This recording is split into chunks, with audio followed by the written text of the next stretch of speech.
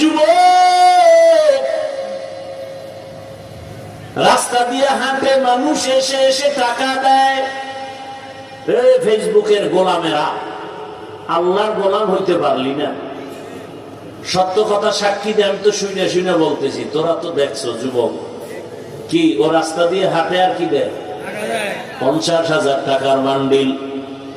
মরার পরে account check করলো, কোটি কোটি টাকা চলে আসছে।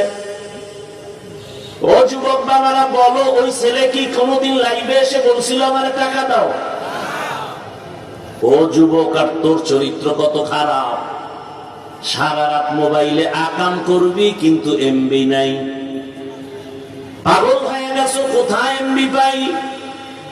নিরুপায় হইয়া মায়ের টাকা চুরি করা শুরু করছো, বাবার টাকা চুরি করো। কত খারাপ তুই! চরিত্র কত খারাপ! 40 বছর পর্যন্ত যুবকের চেহারা থাকবে আলোকিত, মায়াবী, অথচ মাত্র 25 বছর বয়স। তোর চেহারায় কেন আলো নাই? তাকাইলে মায়া লাগে না কেন? আকর্ষণ নাই কেন? রাইসুল মুফাসসিরিন আব্দুল্লাহ ইবনে আব্বাস রাদিয়াল্লাহু আনহু 1500 বছর আগে লিখে ফেলেছেন, মানুষ যদি গুনাহ করতে গিয়ে সীমা লঙ্ঘন করে, নগদ শাস্তি 5টা। এক নম্বর, চেহারার নূর থাকবে না, চেহারার আলো নষ্ট হবে, মানুষ তাকাইলেও মায়া লাগবে না। এরকম রিজিকের বরকত চলে যাবে, অকাল মরণ হবে, অকাল। তুই দাড়ি কেটে যৌবনের ভাব নিলে কি হবে? আল্লাহ জাতের কসম করে বলি, লিখে রাখ, মানো আর না মানো। যুবককে বলছি, লিখে রাখ, দাড়ি কাটলে নগদ শাস্তি, যৌবন থাকবে না। নগদ শাস্তি,